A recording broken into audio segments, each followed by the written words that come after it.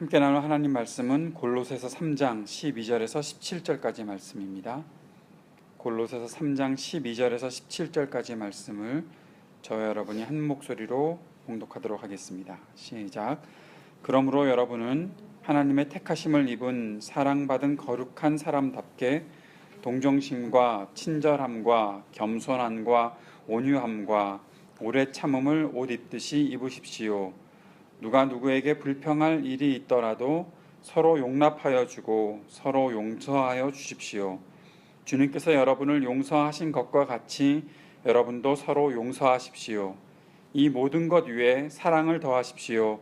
사랑은 완전하게 묶는 띠입니다. 그리스도의 평화가 여러분의 마음을 지배하게 하십시오. 이 평화를 누리도록 여러분은 부르심을 받아 한 몸이 되었습니다. 또 여러분은 감사하는 사람이 되십시오. 그리스도의 말씀이 여러분 가운데 풍성히 살아있게 하십시오. 온갖 지혜로 서로 가르치고 권고하십시오. 감사한 마음으로 시와 찬미와 신령한 노래로 여러분의 하나님께 마음을 다하여 찬양하십시오. 그리고 말이든 행동이든 무엇을 하든지 모든 것을 주 예수의 이름으로 하고 그분에게서 힘을 얻어서 하나님 아버지께 감사를 드리십시오. 아멘. 바울 서신을 우리가 묵상하다 보면 상당히 많은 부분에서 교리적인 부분들에 대한 설명들과 가르침들이 있습니다. 로마서도 그렇고 갈라디아서도 그렇고 에베소서도 그렇고 골로새서도 그렇고 그런 부분이 참 많이 나타나 있습니다. 그런데 바울 서신은 그 교리를 설명한 다음에 꼭 이어서 그렇다면 우리가 어떻게 살아야 하는가에 대한 실생활의 문제들을 상당히 많이 다룹니다. 어떻게 보면 단순히 교리적인 부분과 이것을 균형 맞추기 위한 것인가 라고 생각해 볼 수도 있겠는데 어떤 면에서 바울 서신의 상당히 많은 부분은 우리가 그리스도인이 되었으면 어떻게 살아야 할 것인가, 너희가 예수를 믿고 구원받은 사람이라면 어떻게 살아야 할 것인가에 대해서 굉장히 구체적인 말씀을 주고 있는 것을 보게 됩니다.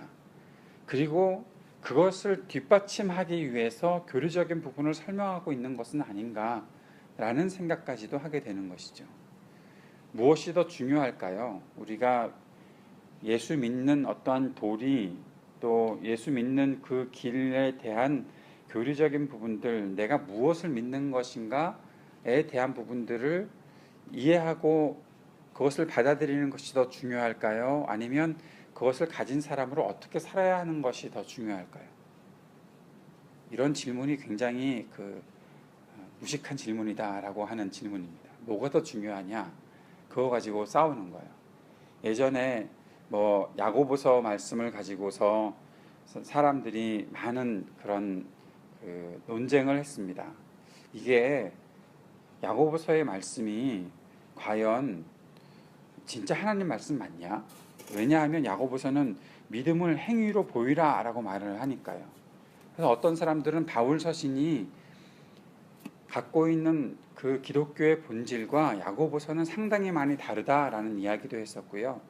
심지어는 마틴 루터 같은 종교개혁자가 야고보서가 과연 정경으로 선택된 것이 맞느냐라고까지 얘기할 정도로 행위에 대한 부분이 나올 때마다 그리스도인들, 기존 기독교인들은 상당히 좀 민감하게 반응을 합니다.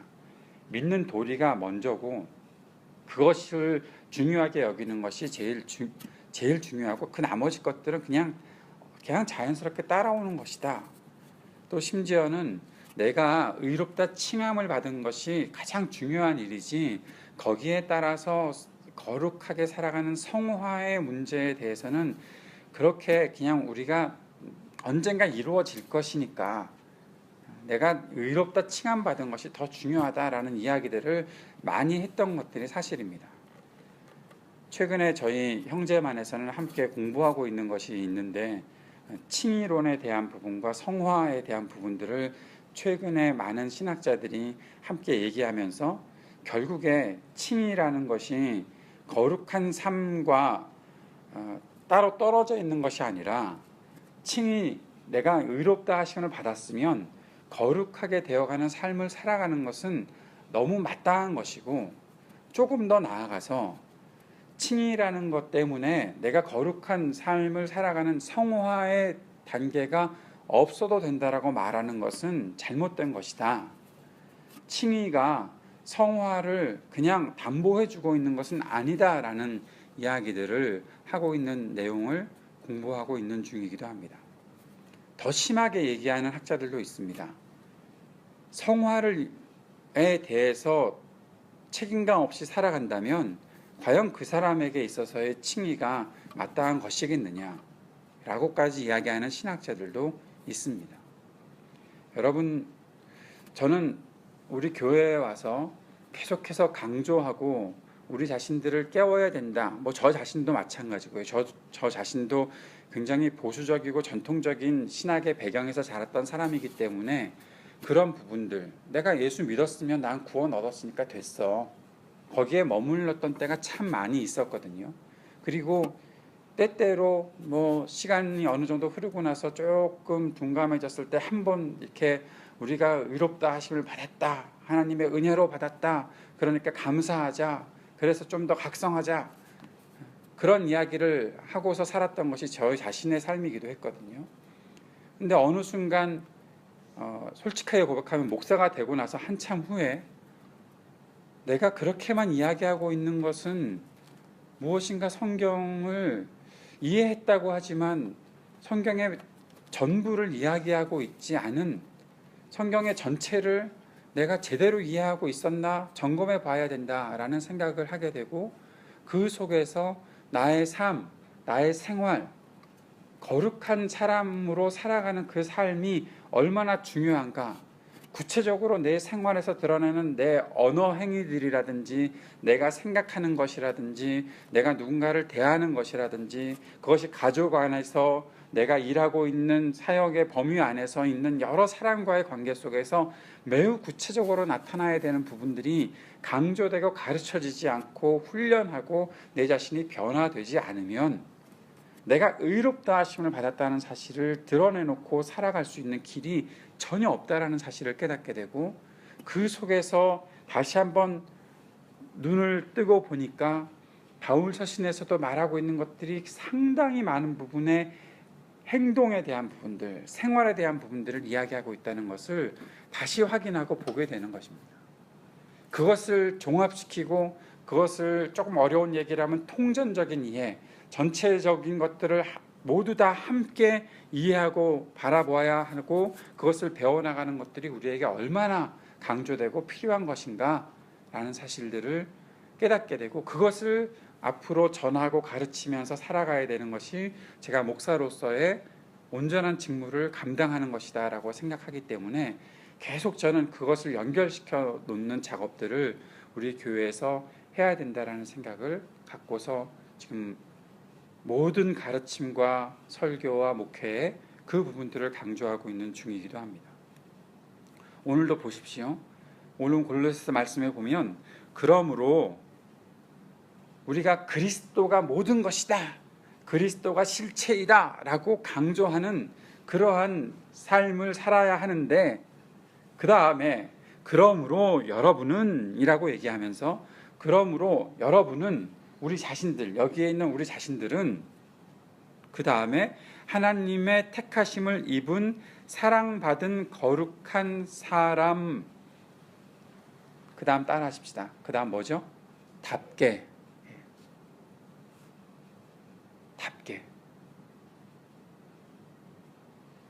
제가 몇 년 전에 제주도에서 중국인들을, 제주도가 지금 무비자로 입국이 가능하잖아요.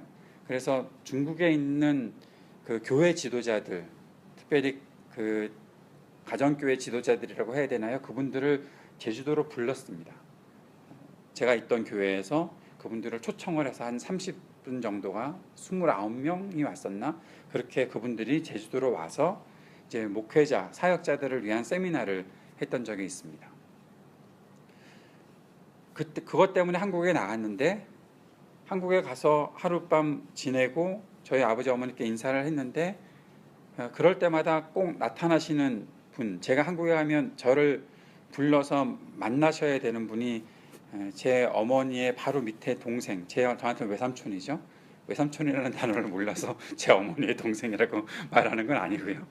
그 외삼촌께서 만나서 저를 꼭 만나셔서 뭔가 이렇게 격려의 메시지, 담화를 발표하시는 그런 역할을 하시는 분이 꼭 계십니다. 그래서 외삼촌을 만났어요. 저한테는 셋째 외삼촌입니다. 셋째 외삼촌을 만났는데 저를 딱 보시고서 아래 위로 훑어보시더니 저한테 너 다움이라는 것이 뭔지 아냐? 라고 물어보시더라고요. 다움, 뭐 포털 사이트 이름도 아니고 갑자기 다움이 뭡니까? 그랬더니 목사는 목사다워야 하고 뭐는 정치인은 정치인다워야 하고 그런 다움이 있다. 갑자기 왜 그런 말씀을 하신대요? 그랬더니 네 옷차림새가 지금 목사답지 않다 그러시는 거예요. 한여름이었거든요. 덥잖아요.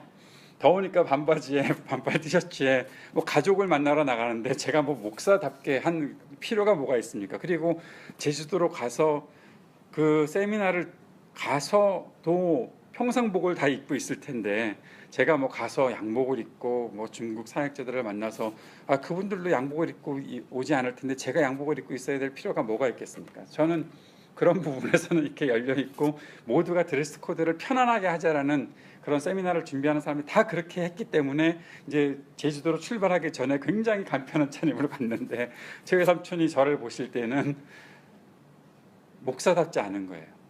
더 재밌는 것은 저희 외삼촌은 교회를 안 다니시는 분이십니다. 한참을 생각했어요. 지금도 가끔씩 떠올라요. 나는 목사다운가? 내 옷차림을 보면서 거울을 보면서 내 모습은 목사다운가? 누군가가 보기에 나를 목사답다고 생각하게끔 살고 있는가?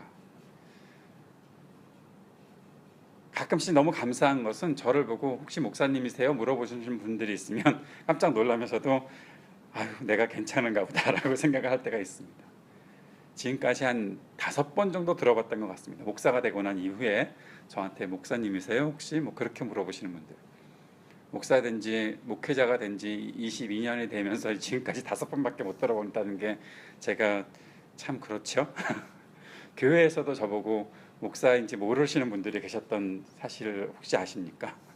제가 뉴저지의 교회에 가서 거의 1년이 지났는데 제가 일찍 가거든요. 일찍 가는데 일부 예배 때 들어가서 예배에 같이 참여했던 적이 한 번도 없었어요. 일부 예배 뭐 인도를 했던 적도 없고 성가대들이 일찍 도착을 하는데 제가 같이 들어가고 있으니까 저보고 어떤 성가대원인데 분명히 저는 알죠 그분이 누군지 그랬더니 저보고 상당히 일찍 오시네요. 혹시 성가대 같이 하시려고 그러시나요? 그리고 저보고 그렇게 물어보시더라고요. 그래서 제가 나는 교회에 와도 목사답지 못한 사람이구나 라는 생각을 했었던 적이 있습니다. 여러분, 우리가 갖고 있는 정체성, 나는 어떤 사람인가? 내가 집에서는 아빠인가? 내가 집에서는 엄마인가? 내가 직장에서는 일하는 사람인가? 내가 학생인가? 내가 무엇을 위해 살아가는 사람인가? 그 삶을 보면서 그 삶의 자리에서 내가 그 삶의 자리에 합당한 적절한 그런 모습으로 그런 태도로 살아가고 있는가 하는 것을 생각하는 것은 매우 중요한 일이죠.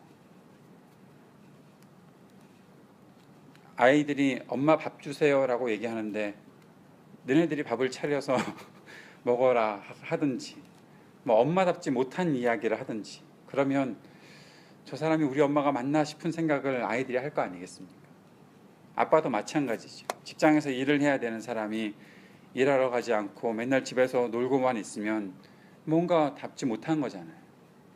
그런데 이 모든 것을 통틀어서 우리가 어떤 사람다워야 하는가? 한마디로 말하면 그리스도인다운 삶을 살아가고 있는가? 예수 믿는 사람다운 삶을 살아가고 있는가? 그것은 제가 그냥 한 번쯤 생각해 봅시다라고 말하는 것이 아니라 오늘 성경에서 우리들에게 분명하게 이야기하고 있는 것입니다. 하나님의 택하신 사람들답게 거룩한 사람답게 하나님의 사랑을 받은 사람답게 살아가라라는 것이죠. 그런데 그것이 그래, 내가 그럼 내 정신 상태를 제대로 하자, 내가 그런 생각을 하면서 살아야지가 아니라 거기에 대한 매우 구체적인 행동 지침까지도 우리들에게 주고 있습니다. 무엇인가 하면 동정심을 가져야 한다. 누군가를 보면서 불쌍히 여길 수 있어야 된다라는 거죠. 동정심을 가져야 한다. 누군가에게 친절해야 한다. 여러분 친절하십니까? 누군가에게? 겸손해야 한다. 겸손에 대해서는 며칠 전에 말씀드렸죠. 내가 나 이 정도면 겸손해 하는 순간 교만해진다고 말씀드렸습니다. 내가 내 자리에서 내 자리를 잘 지키고 늘 주님 앞에 무릎 꿇는 삶을 살아가고 있는가? 겸손한가? 온유함이 있는가? 온유와 함께 살아가는 것. 오래 참는 것인가? 내가 오래 참고 있는가?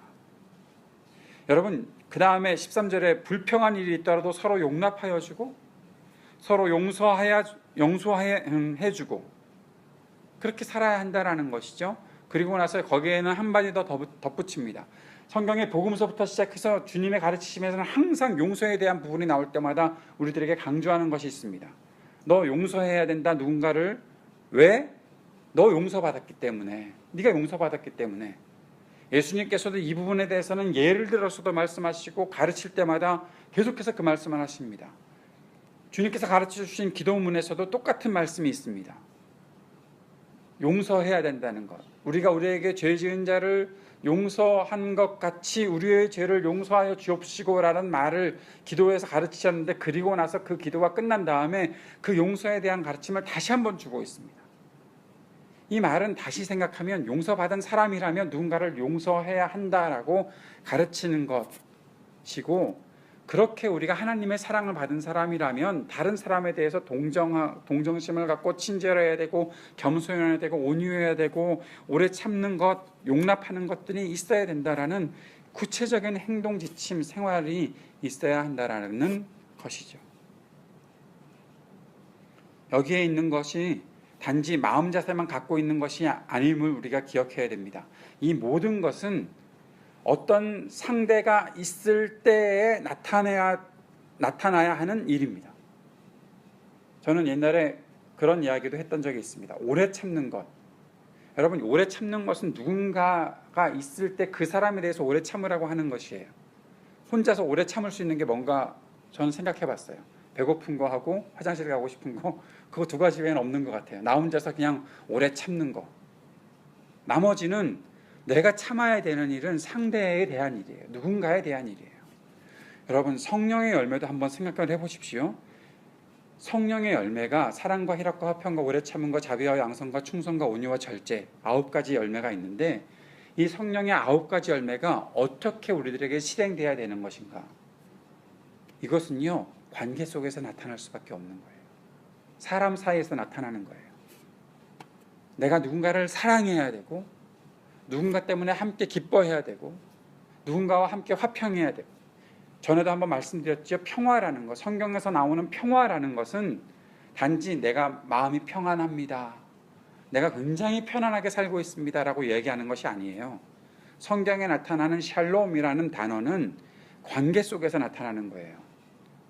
여러분, 가끔씩 우리가 좀 유식한 척 하려고 누군가에게 교회에서 인사할 때 샬롬하고 인사합시다. 샬롬이 히브리 말입니다. 그러면서 우리가 한마디 히브리만 할 수 있다. 샬롬. 뭐 그런 거 있잖아요. 여러분, 히브리만 할 수 있는 것 한 3가지 있으시죠? 할렐루야, 아멘, 샬롬. 그런 거 있잖아요. 거기에 샬롬이라는 말은 안녕 하고 있는 게 아니에요. 그냥 안녕, 너 잘 지냈어? 라는 것이 아니라 샬롬이라는 것의 정확한 의미는 너하고 나하고 아무 이상 없니? 괜찮니? 너 나한테 혹시 이상한 감정 갖고 있는 것은 아니니? 나하고 너하고 괜찮은 관계에 있는 거니? 라고 물어보는 거예요. 샬롬. 옆에 있는 분에게 한번 샬롬 해보시겠어요? 제가 아침에는 잘 안 하려고 하는데 샬롬 괜찮으시겠어요? 샬롬이라고 인사해도 괜찮니? 라고 물어보는 거예요. 너 나한테 괜찮니? 라는 거예요. 성경은 그리스도인의 생활 양식에 있어서 혼자서 어떻게 지내는 것이 좋다라는 말을 가르치는 것은 거의 없어요, 사실은. 그 모든 것 속에는 우리는 관계를 이루면서 살아야 하고, 그 관계 속에서 내가 사람들을 대하는 태도에서 모든 생활 양식의 규범들이 나타나 있어요. 레위기의 율법들도 마찬가지예요. 우리가 이 땅에서 사회를 이루면서 살아갈 때에 사람들과 어떠한 관계를 맺으며 살아갈 것인가, 사람들을 어떻게 대할 것인가를 말하고 있지, 내가 하나님의 백성이니까 그 자부심 하나 가지고 그냥 혼자서 만족해하고 혼자서 잘 지내라 라고 말하지 않아요. 이게 놀라운 일이에요. 아주 오래전에 대학생 시절에 성경을 읽다가, 성경을 그냥 계속 읽는데 재미없잖아요. 미안합니다. 주님 죄송합니다. 제가 재미없다고 말해서. 그래도 이를 악물고 재밌다라고 얘기해야 되는데, 그때 제 마음속에 무슨 생각이 들었나 하면, 성경에 한번 맥을 찾아봤으면 좋겠다. 성경에 처음부터 끝까지 말하고 있는 여러 가지의 맥이 있을 텐데 내가 그러한 것들 한번 잡아가면서 읽었으면 좋겠다. 그래서 사랑이라는 관점을 가지고 창세기부터 요한계시록까지 읽어보기도 하고, 믿음이라는 것을 가지고 창세기부터 요한계시록까지 읽어보기도 하고, 그 여러 가지를 맥을 가지고서 읽다가 어느 순간에 관계에 대한 것을 한번 찾아볼까? 관계라는 것은 성경에 어떻게 나타나고 있을까 생각을 했는데, 여러분, 제가 대학생 시절에 발견한 놀라운 사실은 창세기부터 요한계시록까지 모든 것이 관계라는 키워드만 갖다가 꽂아 놓으면 풀려나가는 것이 너무너무 많은 거예요. 아니, 전부라고 말해도 상관없을 정도. 하나님과 나와의 관계, 나 자신과의 관계, 나 자신과 타인과의 관계, 나와 이 세계의 관계, 나와 이 모든 피조 세계의 관계, 그 속에서 얽히고 맺어지는 모든 관계들이 성경에 하나하나의 원리들이 숨어 있고 구체적인 양식들이 숨어 있어요. 성경이 그것을 말하고 있는 것을 보면서 저는 굉장히 놀랐던 때가 있었습니다. 사랑하는 여러분, 오늘부터 시작해서 우리는 골로새서의 후반부를 들어가면서 이 관계가 얼마나 중요한가를 공부하게 될 것입니다. 그리고 그 관계 속에서 내가 택하심을 받은 사람답게 살아가는 길들을 배울 것입니다. 거기에 대한 구체적인 기둥들을 몇 가지 세워주는 것이 바로 오늘 12절, 13절의 말씀입니다. 동정심, 친절함, 겸손, 온유, 오래 참음, 용납, 용서, 그리고 이 모든 것 위에 사랑을 더해야 되는 것이고, 사랑으로 우리 모두가 한 마음으로 묶여져 있어야 한다. 온전한 관계 공동체를 이루어야 한다. 한마디만 더 하고 오늘 말씀을 마치고 이제 내일 것들을 기다리겠습니다.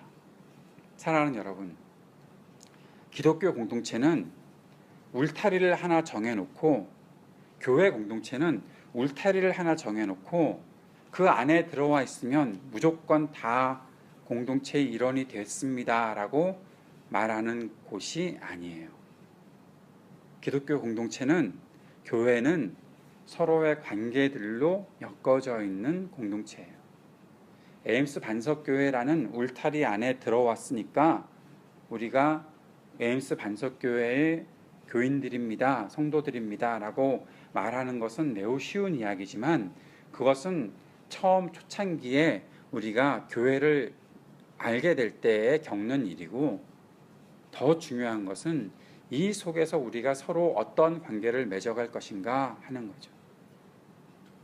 우리 교회에 과학을 공부하시는 분들이 많이 계시겠지만, 분자 하나하나가 얽혀서 하나의 덩어리를 만들고 그 세포 하나하나가 엮어져서 하나의 어떤 개체를 만드는 것처럼 기독교 공동체는 바로 그러한 공동체를 이루어야 한다는 것입니다. 그렇게 하기 위해서 우리는 그냥 자연스럽게 죄성을 가진 사람으로 살아서는 안 되고, 그 모든 것들을 뒤엎어 놓는 용서와 용납함과 서로를 향해 배려하고 겸손하고 온유하고 친절하게 동정하고 베푸는 일들을 감행해 나가야 되는 거예요. 사도 바울은 데살로니가 전서에서 사랑이라는 것을 설명하며 수고한다라는 말과 연결시키고 있습니다. 수고해야 하는 거죠. 그냥 자연히 이루어지는 것이 사랑이 아닙니다. 사랑은 수고하는 것입니다. 공동체를 이루기 위해, 온전한 관계를 이루기 위해 우리는 수고해야 하는 것입니다. 사랑하는 여러분, 그러한 수고가 우리 가운데 있게 되기를 바랍니다. 그리고 오늘 바울이 이야기하고 있는 이 성도로서, 그리스도인들로서 그렇게 살아가게끔 하게 하는 그러한 다움이라는 것, 거룩한 사람답게, 사랑받은 사람답게, 택하심을 받은 사람답게 살아가는 그 길들이 무엇인지 우리가 진지하게 점검하고 질문하고 그 일들을 찾아가는 저와 여러분이 되었으면 좋겠습니다. 누군가에게 여러분이 당신은 참 예수 믿는 사람답습니다 라고 이야기 듣는 것, 올 한 해 우리의 목표로 삼았으면 좋겠습니다. 그리고 평생의 우리의 목표가 되었으면 좋겠습니다. 그 마음 가지고 오늘 기도합시다. 주님 도와주십시오. 그렇게 살아갈 수 있도록 우리를 인도해 주옵소서. 함께 기도하는 저와 여러분 되었으면 좋겠습니다. 함께 기도하겠습니다.